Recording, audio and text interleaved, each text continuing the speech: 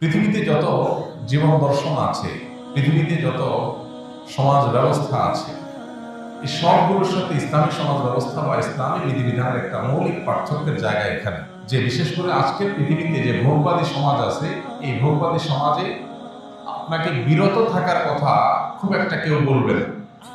সবাই আপনাকে বলবে শুধু ভোগের কথা। প্রতিটা বিজ্ঞাপন, প্রতিটা অ্যাডভার্টাইজমেন্ট, প্রতিটা বিজ্ঞাপনে বিলবোর্ড আপনাকে আহ্বান করে ভোগের প্রতি। আপনি হয় কোনো বাড়ি গাড়িকে ভোগ করার জন্য আপনাকে আহ্বান করা হবে, অথবা কোনো খাবার দাবার ভোগ করার জন্য আপনাকে আহ্বান করা হবে, অথবা আপনার জৈবিক কোনো চাহিদা পূরণের জন্য আপনাকে নানাভাবে পরিচিত করা হবে, আহ্বান করা হবে। সব দিকে দেখবেন শুধু ভোগের আহ্বান, ভোগের ডাক। ইসলাম আমাদেরকে এর বিপরীতে সবসময় ত্যাগ এবং আত্মনিয়ন্ত্রণের ডাক দেয়, আহ্বান করে। অর্থাৎ দুইটা সম্পূর্ণ দুই মেরুর জিনিস। ইসলাম যে আত্মনিয়ন্ত্রণের কথা বলে, ইসলাম যে আমাদেরকে ত্যাগের কথা বলে, ইসলাম যে আমাদের কন্ট্রোলের কথা বলে, এটা কেন বলে? কারণ একটা সমাজ যদি স্থিতিশীল হতে হয়, একটা সমাজ যদি সুস্থ স্বাভাবিক থাকতে হয়, তাহলে সেই সমাজকে অবশ্যই আত্মনিয়ন্ত্রণ করার অভ্যাস গড়ে তুলতে হবে। সমাজের সবাই যখন ভোগবাদে মত্ত হয়ে যাবে, তখন সেখানে মানুষের অপরাধ প্রবণতা বাড়বে, মানুষের মধ্যে স্বেচ্ছাচারী মনোভাব বাড়বে। এমনকি যা খুশি তা করলে মানুষ সুখী হবে বলে মনে করা হয়, আদতে এর উল্টো। যা খুশি তা যারা করে তারা মানসিকভাবে পৃথিবীর কোনো সমাজে সুখে থাকতে পারে না। এই জন্য ইসলাম আমাদেরকে সবসময় নিয়ন্ত্রণের কথা বলে।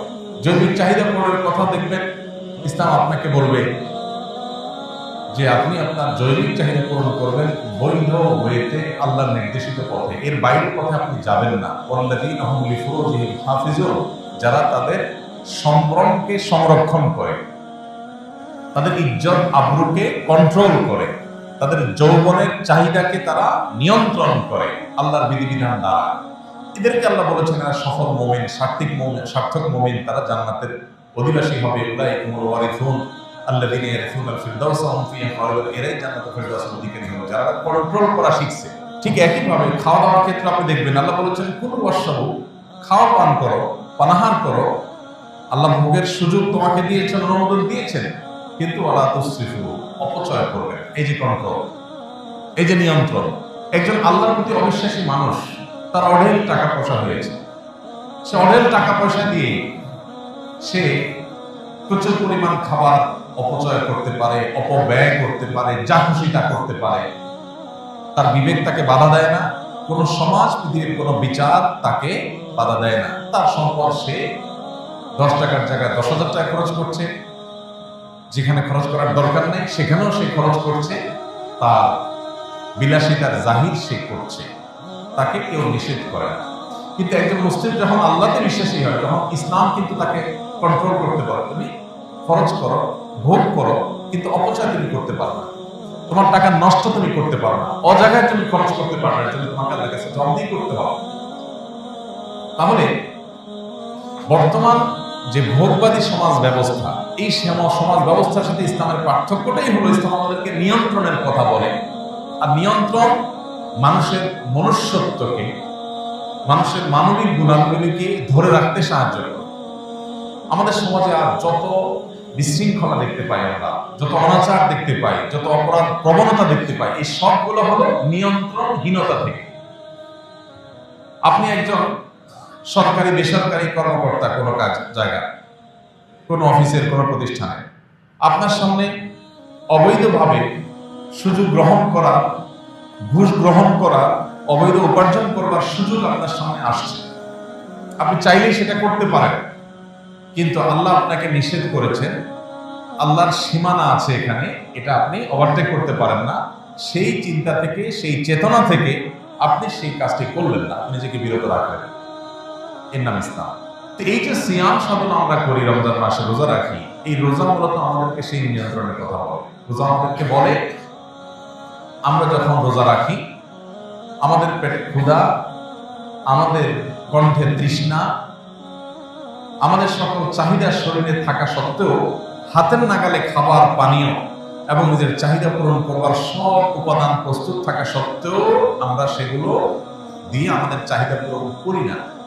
কেউ দেখছে না, আমি বদ্ধ প্রকোষ্ঠে কোনো বদ্ধ কোঠায় আছি, কোনো কক্ষে আছি, সেখানে কোনো সিসি ক্যামেরাও নাই, কোনো মানুষজন নাই, ক্ষুধাও আছে, তৃষ্ণাও আছে, খাবারও আছে, পানিও আছে হাতের কাছে, কিন্তু আমরা কেউ খাই না।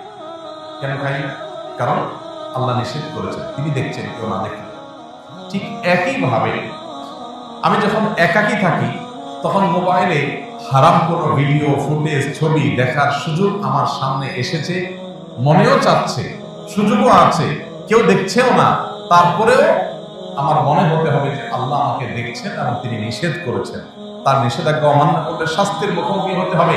সেই ভয়ের চেতনা থেকে যদি আমি সেটাকে স্কিপ করে চলে যেতে পারি, এটাই হলো সিয়ামের বার্তা, সিয়ামের শিক্ষা, সিয়ামের প্রশিক্ষণ। এটাই হলো সিয়ামের লক্ষ্য, যে সিয়াম আমাদেরকে আল্লাহ দিয়েছেন যে বিরত রাখা নিজেকে, এটা ট্রেনিং যেন আমরা করি। দিনের বেলায় 30 দিন আমরা দিনের বেলায় পান, আহার, যৌনাচার এগুলোর সুযোগ থাকা সত্ত্বেও, নিড বা প্রয়োজন থাকা সত্ত্বেও আমরা সেই পথে পা বাড়াই না আল্লাহর ভয়ে। অতএব এই যে বিরত থাকার শিক্ষা রমজান মাসে আমরা পেয়েছি, এটাকে আমাদের সামগ্রিক জীবনে যদি আমরা ইমপ্লিমেন্ট করতে পারি, বাস্তবায়ন করতে পারি, তবে আমাদের সেই সিয়াম সাধনা সার্থক হবে। তাহলে রমজান মাসের পুরো আয়োজন, সকল প্রচেষ্টাকে যদি আপনি সফল এবং সার্থক করতে চান, তাহলে আপনার প্রথম কর্মসূচি হতে হবে সিয়াম বা রোজার লক্ষ্য এবং উদ্দেশ্যকে মাথায় রেখে যথাযথ উপায়ে রমজান মাসে সিয়াম সাধনা করা, রোজা রাখা। এই জন্য ভাইরা, আজ অস্থিতিশীল পৃথিবীকে যদি আবার স্থিতিশীল করতে হয়, ডিপ্রেশনে হাবুডুবু খাওয়া সমাজকে যদি প্রকৃত সুখের সন্ধান দিতে হয়, তাহলে সিয়ামের শিক্ষাকে আমাদের জীবনে ধারণ করতে হবে। বিরত থাকা, ব্রেক দেওয়া, থামতে জানা, এটা আমাদেরকে শিখতে হবে। আল্লাহ আমাদেরকে সেই তৌফিক দান করুন। আমরা রমজান মাস জুড়ে রোজা রাখি, অনেকে প্রতি বছর রাখি, কিন্তু এই সিয়াম আমাদের মধ্যে সেই আবহাওয়া তৈরি করে না যে আবহাওয়া আমাকে মুত্তাকি করবে, পদে পদে আমি ব্রেক দিতে শিখি। প্রধান কারণ হলো সিয়ামের লক্ষ্য উদ্দেশ্য মাথায় রেখে আমরা রোজা রাখি। জাস্ট আল্লাহ ফরজ করেছেন সেজন্য, আল্লাহ তো ফরজ করেছেন, পাশাপাশি তার লক্ষ্য বলেছেন না আল্লাকুম তাত্তাকুন, রোজা রাখলে আশা করা যায় তোমরা মুত্তাকি হতে পারবে। বিরত থাকা, থামতে শেখা, ব্রেক দিতে পারা, এটা শিখবে তোমরা। সামগ্রিক জীবনে যখন সেটাকে ইমপ্লিমেন্ট করবে, তখন তোমার জীবন সফল হবে, সার্থক হবে, মুত্তাকি হবে, খাঁটি মুমিন হবে, আল্লাহর প্রিয় বান্দা হবে এবং সুখী মানুষ হবে দুনিয়াতে এবং আখিরাতে। সেই লক্ষ্যকে মাথায় রেখে আমাদেরকে প্রতিদিনের সিয়াম সাধনা করতে হবে। আজকে সিয়াম রেখে আমি সকাল থেকে এই পর্যন্ত পুরো সময়ের মধ্যে আল্লাহর কোনো অবাধ্য কাজ করেছি কিনা, আল্লাহর কোনো নাফরমানি করেছি কিনা, কোনো হারাম আমার দ্বারা হয়েছে কিনা, কারোর সমালোচনা তার অগোচরে হয়ে গেছে কিনা, কোথাও আমি উচ্চ বাচ্চ করে ঝগড়া ফাসাদ করে ফেলেছি কিনা, আমি আল্লাহ নিষিদ্ধ কোনো কাজ করেছি কিনা, এই বিষয়টা আমাকে নজরদারিতে রাখতে হবে। প্রশ্নের উত্তর আমার কাছ থেকে বের করতে হবে। যতদিন পর্যন্ত এইভাবে আমি সেলফ মনিটরিং সিস্টেমকে অন রাখবো, রোজা রেখে আমার নিজেকে নিয়ন্ত্রণ করবার, পর্যবেক্ষণ করবার এই সুযোগ যতদিন পর্যন্ত আমি খোলা রাখবো, চোখখান খোলা রাখবো, ততদিন পর্যন্ত আমার সিয়াম আমাকে ঠিক মুত্তাকি বানাবে এবং রমজানের এই পুরো সাধনা সার্থক হবে। আল্লাহ আমাদেরকে তৌফিক দান করুন। তাহলে 1 নম্বর পয়েন্ট বলেছি, আমাদের রমজানের সকল সাধনা, সকল প্রচেষ্টা এটা সফল এবং সার্থক হবে যদি রমজানের প্রধান আমল সিয়ামকে আমরা আদায় করি। শুধু আদায় করাই নয়, সিয়ামের লক্ষ্য, তার উদ্দেশ্য, সিয়াম যে আমাদের বার্তা দেয়, মেসেজ দেয়, সেই মেসেজ যদি আমরা গ্রহণ করতে পারি, ইনশাআল্লাহ এই রমজানের সকল সাধনা, সকল প্রচেষ্টা সার্থক হবে। নাম্বার 2, সিয়ামের এই মাসে, রমজানের এই মাসে তারাবির সালাত এটা অন্যতম গুরুত্বপূর্ণ আমল। নবী করিম সাল্লাল্লাহু আলাইহি সাল্লাম যখন এই সিয়ামের কথা বলেছেন, তার পাশাপাশি তারাবির সালাতের কথা বলেছেন। মান সামা রমাদানা ঈমানান ওয়া ইহতিসাবান গুফিরা লাহু মা তাকাদ্দামা মিন যামবি।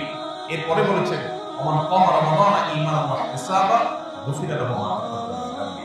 সিয়ামের পুরস্কার স্বরূপ আল্লাহ তাআলা পূর্বের গুনাহ যেমন মাফ করে দিবেন, ঠিক একইভাবে যদি কেউ তারাবির নামাজ আদায় করে তাহলে তাকে আল্লাহ তাআলা পূর্বের গুনাহ খাতা মাফ করে দেবেন ওয়াদা করেছেন।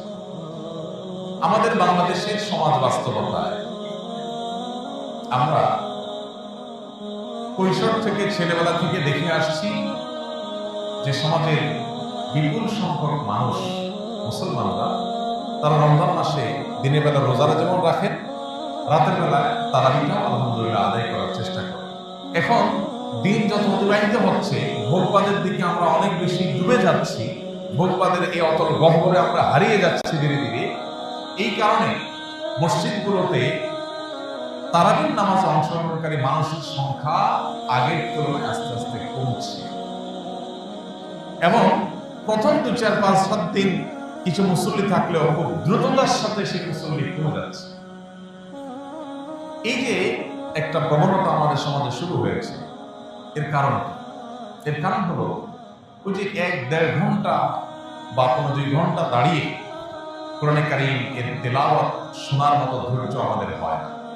অর্থাৎ আমরা আমাদের ঈমানি যে চেতনা, তাকওয়ার যে চেতনা, সেটা থেকে এত দূরে সরে গেছি যে সারা বছরের মধ্যে একটি মাস কোরআনের 1 ঘন্টার জন্য দিনে, 1.5 ঘন্টার জন্য দিনে সংশ্রমে আসবো, সেই সময়টুকু পর্যন্ত আমরা বের করতে পারি না।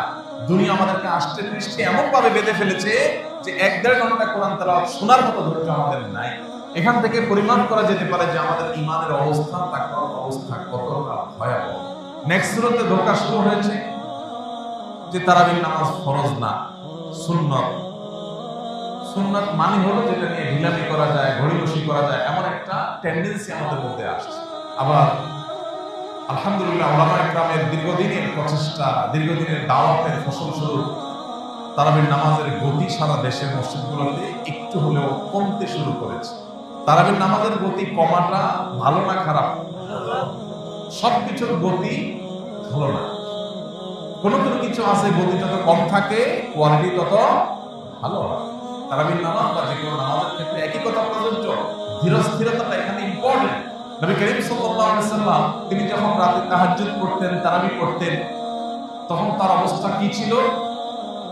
সাহাবায়ে কেরামের বর্ণনা হলো যে তিনি এত দীর্ঘ সময় দাঁড়িয়ে কোরআনের তিলাওয়াত করতেন নামাজে রাতে, যে তার পা মুবারক ফুলে যেত। আমাদের পা মাঝে মধ্যে ফুলে। একটা মানুষ কত সময় দাঁড়িয়ে থাকলে পা ফুলতে পারে? কত সময় রুকুতে থাকলে, রুকু কতক্ষণ লাস্টিং করলে তার শরীরের ভারে পা ফুলে যেতে পারে? কতক্ষণ? একটু কি আমরা কল্পনা করতে পারি? আপনার তারাবি যদি 2-2.5 ঘন্টা ধরে তেলাওয়াত করেন, একটু বেশি তেলাওয়াত করেন, ধীরে ধীরে তেলাওয়াত করেন, তাহলে বড়জোর আপনার পায়ের মধ্যে একটু ব্যথা অনুভব করবে। কিন্তু পা ফুলে যাওয়া এটা স্বাভাবিক বিষয় না। আপনি যদি 2 রাকাত নামাজে 15, 20, 30 মিনিট করে আপনি যদি এরকম দীর্ঘ তারাবির নামাজ শেষ করেন, তাহলে হয়তো আপনার পা একটু ফুলতে পারে। নবী সাল্লাল্লাহু আলাইহি সাল্লাম, যাকে আল্লাহ তাআলা পূর্বের পরের সব মাফ করে দিয়েছেন, আগাম ঘোষণা দিয়েছেন, তিনি পর্যন্ত যদি এইভাবে রাত জেগে তারাবি পড়েন, এইভাবে তাহাজ্জুদ আদায় করেন, তাহলে 1-1.5 ঘন্টার জন্য তারাবির নামাজের সময় যদি আমাদের না হয়, তাহলে এই রমজান দিয়ে, এই রমজানের রোজা দিয়ে, এই রমজানের ইবাদত দিয়ে আল্লাহর কাছে কোন মুখে জান্নাতের জন্য আবেদন করব? ভাইরা আমার, সাহাবায়ে কেরামের তারাবি কেমন ছিল? মুয়াত্তা মালিকের একটি হাদিস থেকে জানা যায়, সাহাবীদের বেশিরভাগের তারাবির চিত্র ছিল যে তারা যখন তারাবি শুরু করতেন, তারাবি শেষ করতে করতে তাদের প্রায় দিনই রাত প্রায় শেষ হয়ে যেত। সাহরি খাওয়ার জন্য তারা বাসায় যেতেন, সাহরি খেয়ে এসে আবার ফজর করতেন। এখন আপনি বলবেন, এটা কি আমাদের দ্বারা সম্ভব? সকাল 9টা টু বিকাল 5টা আমার অফিস, সকাল থেকে আমার 5-7টা মিটিং এর সেট আপ করা আছে, শিডিউল দেওয়া আছে, অনেক ব্যস্ততা আমার। দুনিয়াতে আমরা সবাই জানি, একেবারে যে ব্যক্তি বদ্ধ পাগল হয়তো সেও জানে যে দুনিয়াতে আমরা খুব অল্প সময়ের জন্য এসেছি, আমরা কেউ চিরকাল এখানে থাকবো না। বেশিরভাগ মানুষের জীবনের ক্রিম টাইম পার হয়ে গেছে। আমরা এখানে যারা আছি, আমাদের বেশিরভাগ মানুষের জীবনের ক্রিম টাইম অলরেডি ক্রস চলে গেছে। এখন যে লাইফটা আছে সামনে, এটা হলো জীবনের বাতিল অংশ। 30, 35, 40 যাদের এইজ হয়ে গেছে, ভোগের সময় শেষ। এখনো ডায়াবেটিস, ক্যান্সার আর হার্ট অ্যাটাক, কিডনির রোগ, যত ব্যাধি আছে এগুলোর সময়। মূল টাইমটা পার হয়ে গেছে অলরেডি বা পার হয়ে যাচ্ছে।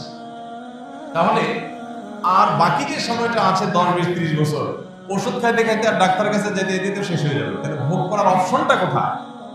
এই মিছা জীবনের জন্য যদি আমার এত ব্যস্ততা হয় যে 1.5 ঘন্টা তারাবির জন্য আমার সময় হয় না, আমি খোঁজ করার চেষ্টা করি 8 রাকাত পড়লেও তো নাকি হয়, না পড়লেও নাকি রোজা হয়ে যায়, কোন মসজিদে একটু তাড়াতাড়ি পড়া যায়, হাবের সাথে তো আর কোনো কাজ কাম নাই, এই জন্য এত ধীরে ধীরে পড়ে।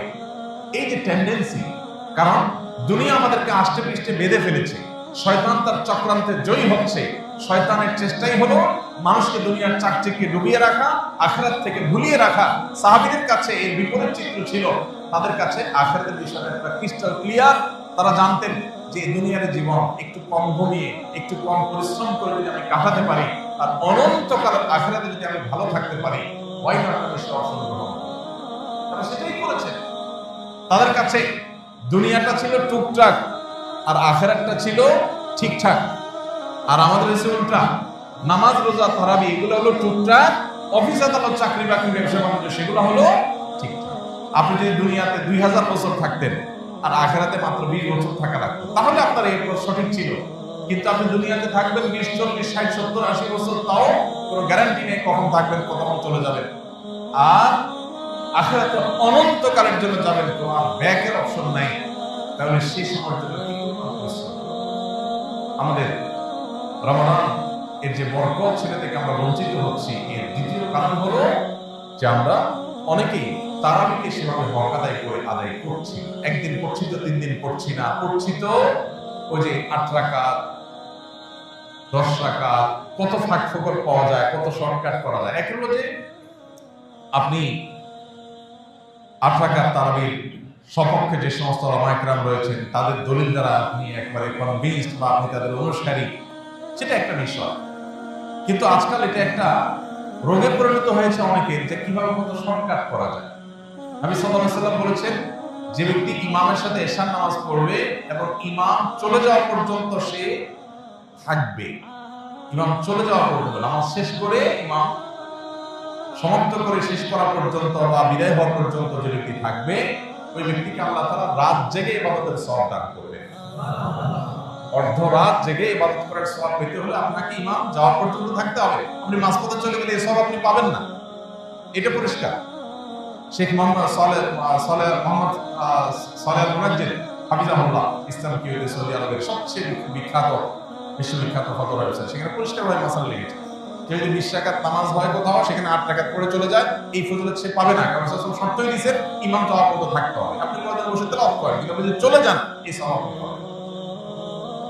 তো যাই হোক, এই যে তারাবি না পড়া বা কমায় ফেলা বা ফাঁক দিয়ে বের হয়ে যাওয়া অথবা আপনার শর্টকাট করার চেষ্টা, হাবেশানদেরকে তাড়া দেওয়ার চেষ্টা, এগুলো অনেকাংশেই আমাদের দুনিয়ামুখীটা হয়ে যাওয়া। এই জন্য রমজানকে সার্থক করতে হলে তারাবি করতে আমাদের আরো মনোযোগী হতে হবে। তারাবি তেলাওয়াত হাফেজ সাহেবদেরকে এমন ভাবে করতে বলতে হবে যেন আপনি স্পষ্ট বুঝতে পারেন, শুধু শেষে আলামুন আর তালামুন বুঝেন, মাঝখানে তার কিছু বুঝেন না। কিন্তু তারাবি না তামাশা। মুসলিমদের মধ্যে রীতিমতো এটা নিয়ে গর্ব করা করি হয় যে আমাদের আজকে 9:30 শেষ হয়েছে, ও মসজিদে 9:25 শেষ হয়েছে। কি তুকুর হাফেজ, মানে যে হাফেজ যত আগে শেষ করতে পারে সে হাফেজ নাকি তত তুকুর। যারা ড্রাইভিং জানে তারা বলতে পারবে, স্পিডে গাড়ি চালাতে পারার নাম ভালো ড্রাইভিং না, কন্ট্রোল করে গাড়ি চালাতে পারাটা হলো ভালো ড্রাইভিং। আমি জীবনে যখন প্রথম ড্রাইভিং শিখি, একজন নেপালি আমার এক সহকর্মী সৌদি আরবে প্রথম স্টিয়ারিং হুইলে বসে উনি আমাকে প্রশিক্ষণ দিয়েছিলেন। তো তিনি আমাকে যখন মোটামুটি গাড়ি আমি রান করা শিখেছি, ক্লাস ব্রেক তারপরে অন্যান্য সবকিছু যখন চেনা হয়ে গেছে, তখন আমি গাড়িকে এখন রান করতে পারি, রান করা শুরু করলাম, তিনি পাশে বসে আছেন। তখন উনি আমাকে প্রথমে পরীক্ষা দিলেন যে আপনি গাড়িটা কত আস্তে চালাইতে পারেন, এটা হলো পরীক্ষা। নতুন ড্রাইভার প্রথম জীবনে স্টিয়ারিং হুইল হাতে নিয়েছে, চাপ দিলে বোমো করে দৌড়ায়। আস্তে চালাতে কার মন চায়? চাপ দিলেই শুধুমাত্র দৌড়াতে থাকে আর দৌড়াইলে শান্তি লাগে। আর সেখানে প্রশিক্ষক বলতেছে না কত আসতে পারে, এরপর এক পর্যায়ে বলেন নেমে গেলেন গাড়ি থেকে, নেমে বলেন আমি খুব ধীরে ধীরে হাঁটবো একটা বাচ্চার মতো, ঠিক আমার সাথে তাল মিলায় গাড়ি চালাতে পারেন। আমি দেখি কি ডিফিকাল্ট, ম্যানুয়াল গিয়ার হলে গাড়ি বন্ধ হয়ে যাচ্ছে, স্টার্ট বন্ধ হয়ে যাচ্ছে, এত আস্তে চালাতে গেলে বন্ধ হয়ে যাচ্ছে, স্কার্টারের সাথে ক্লাচের সমন্বয় করা কঠিন হয়ে যাচ্ছে। তখন বলেন যে ড্রাইভার হয়ে উঠতে হলে আস্তে চালানো শিখতে হবে, জোরে সবাই চালাতে পারে, জোরে চালানোর পরে দাঁড়ান দৌড়ান কোথাও মারছেন না মারছেন তো পরে এসে, আস্তে যে চালাতে পারে, নিয়ন্ত্রণ যে করতে পারে, সে হলো ড্রাইভার। হাফেজ সাহেব কি করছে মাঝখান দিয়ে কিচ্ছু বললেন না, তুফানের মতো ফেনা চলে ফেললো, লাশে বলি আলামো না তালাম বললো, আর বললেন কি হবে কিছুই বোঝা যায় না। যেমন মুসল্লি তেমন হাফেজ। এই জন্য তেলাওয়াত ধীরে ধীরে করতে পারা এটা সব হাফেজ পারে না, তুফুর ভাবে হুলস্থুল ভাবে সবাই করতে পারে। এই জন্য ভাই রমজান মাস জুড়ে আমরা চেষ্টা করবো ইনশাআল্লাহ আমাদের তারাবির নামাজে আরো বেশি মনোযোগী হতে। তারাবির নামাজকে অর্থবহ করবার জন্য আমরা একটা বই গত বছর লিখেছিলাম, তারাবির সালাতে কোরআনের বার্তা। বাংলাদেশে যত ধর্মীয় বই বিক্রি হয়েছে রকমারির অ্যালগোরিদম অনুযায়ী, তাদের হিসেব অনুযায়ী এই বইটা বাংলাদেশের সর্বোচ্চ ধর্মীয় ক্যাটাগরির সর্বোচ্চ বিক্রিত বই, তারাবির সালাতে কোরআনের বার্তা। এটাও ইমাম সাহেবের কাছে পেয়ে যাবেন, হয়তো আপনারা নিতে পারেন কারো লাগে। আমি যেখানে তারাবি পড়ি আমার বাসার পাশে মসজিদে, সেখানে আমি চেষ্টা করি যেদিনই থাকি প্রতিদিনই তারাবির সার সংক্ষেপটা আমি 5-7 মিনিটে মুসলিমদের সামনে তুলে ধরি। 3-4 পৃষ্ঠায় সার সংক্ষেপটা তুলে ধরা আছে। অতএব এইটা আপনি বাসায় যদি একটু দেখে আসেন তাহলে আপনার ওই যে তারাবিতে আপনার যে একটা বিরক্তি লাগে অনেকের, এই বিরক্তিটা লাগবে না ইনশাআল্লাহ। আপনি যে অর্থটা বোঝেন কি আছে না আছে রিলেট করতে পারবেন, মনোযোগটা আপনার বাড়বে ইনশাআল্লাহ। আল্লাহ আমাদেরকে তারাবিটা কিন্তু ভালোভাবে আদায় করার তৌফিক দান করুন।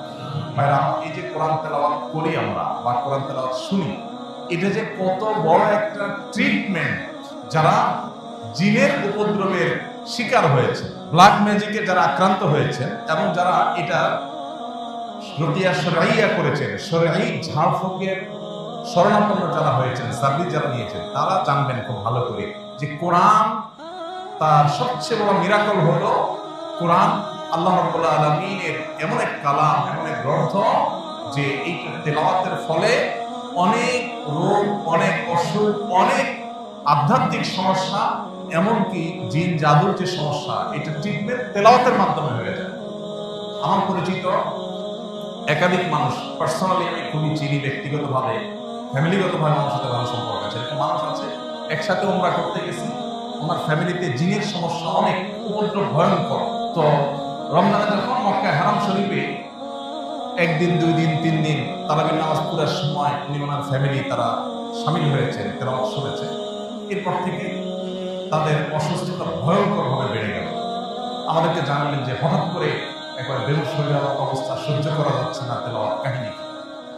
তো আমি রাকিদের সাথে যোগাযোগ করলাম, বিভিন্নভাবে পরামর্শ আলোচনা করলাম, করার পরে অ্যাসেসমেন্ট করে দেখা গেল যে মেডিসিন জায়গা মতো পড়েছে, অর্থাৎ এই যে তেলাওয়াত হচ্ছে সেই তেলাওয়াতের ফলে তার ট্রিটমেন্ট শুরু হয়ে গেছে।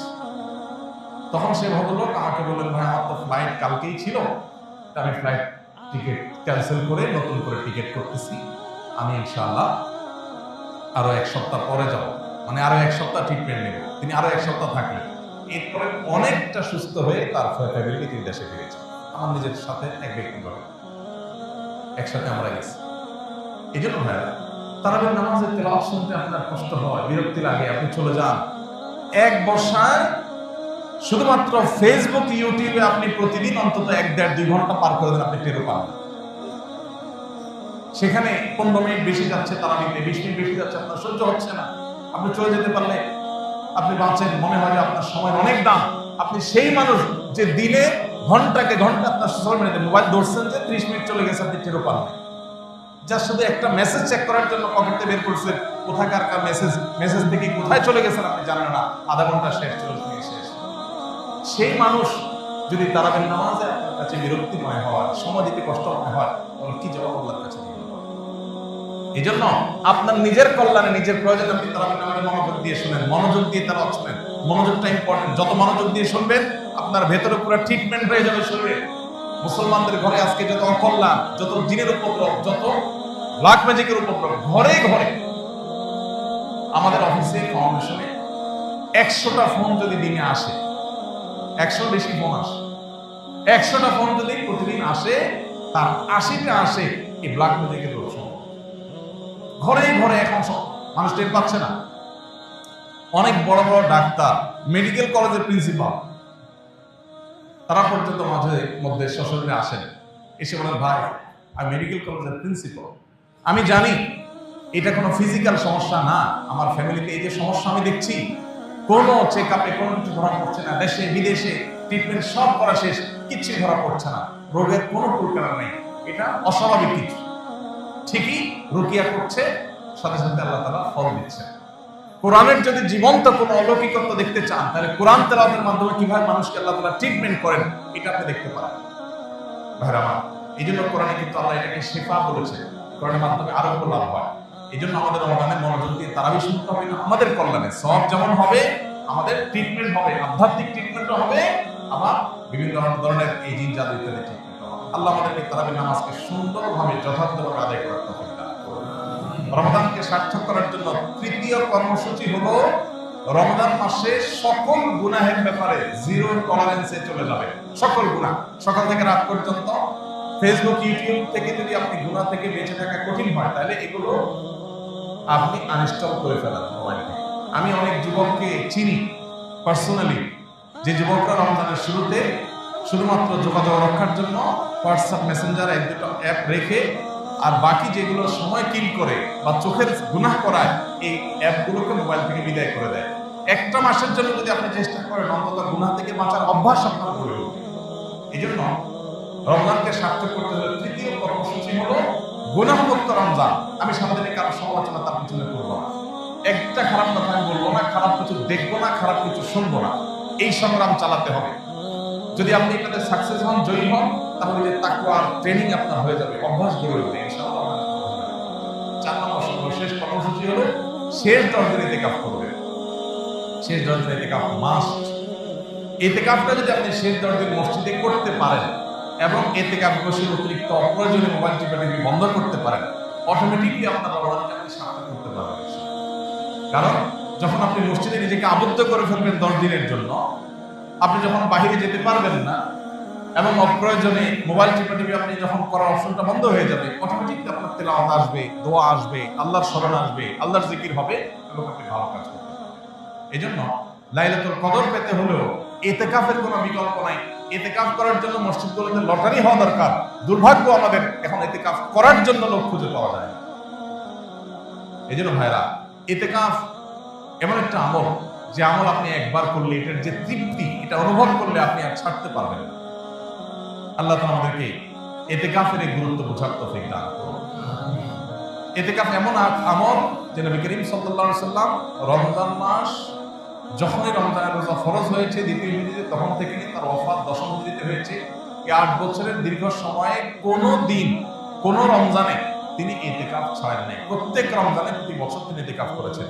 যে আমল প্রিয় নবীজি একটি রমজানে একটি বছর ছাড়েন নাই, সেটা আপনি জীবনে 1 বছরও করেন নাই।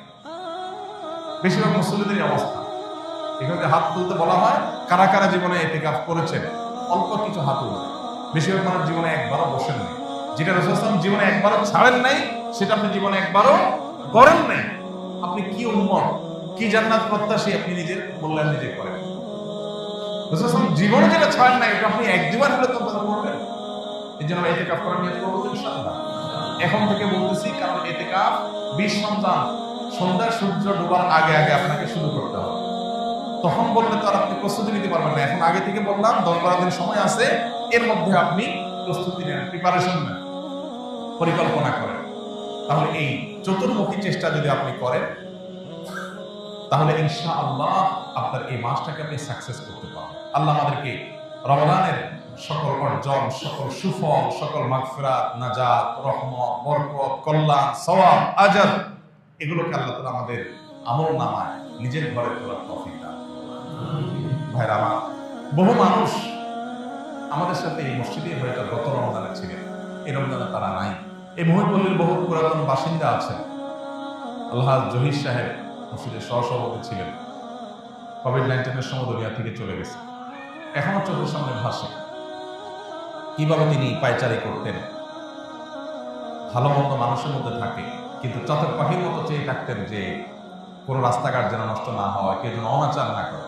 কিন্তু তার একটা ভালো গুণ ছিল, উল্টাপাল্টা দেখলেই সেখানে গিয়ে থামানোর চেষ্টা করতেন।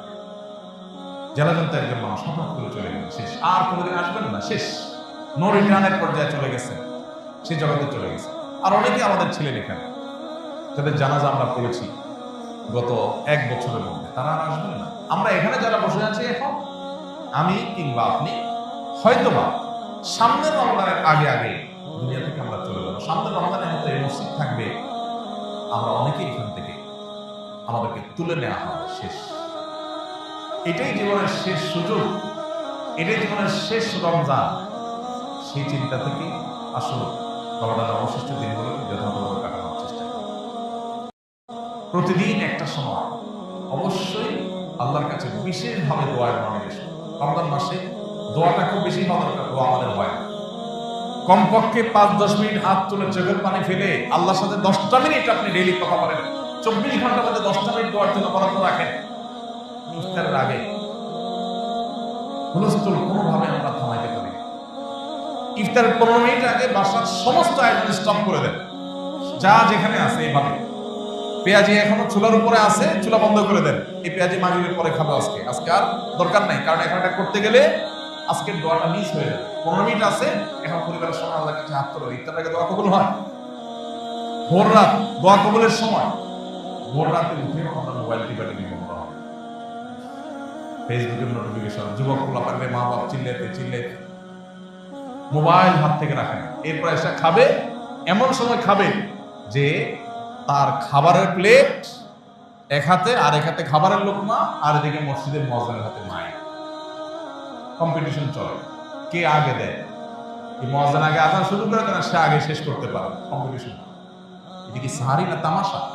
শেষ সময় সাহারি করতে বলা হয়েছে, মানে এই না যে লাস্ট মিনিট পর্যন্ত আপনি খাবেন। নবী করিম সাল্লাল্লাহু আলাইহি ওয়াসাল্লাম সাহারি খেয়ে শেষ করে ফজর নামাজ শুরু করতেন, মাঝখানে 50 আয়াত তেলাওয়াতের মতো আনুমানিক 10 মিনিট সময় গ্যাপ থাকতো। তাহলে শেষের দিকে সাহারিতে শেষে করেন আর আগে করেন, ভোর রাতে যখন উঠেন একটু দোয়া, এটা যদি আপনি করেন ইনশাআল্লাহ বিদিনা রমজানটা আপনার কাছে প্রাণবন্ত হবে, উপভোগ্য হবে। আপনি রমজানকে ফিল করতে পারবেন। 10টা মিনিট করে ডেইলি কাটার ব্যবস্থা করার অভ্যাস করেন, পরিবারের সব সদস্যদেরকে নিয়ে বা যার যার মতো করে সবাই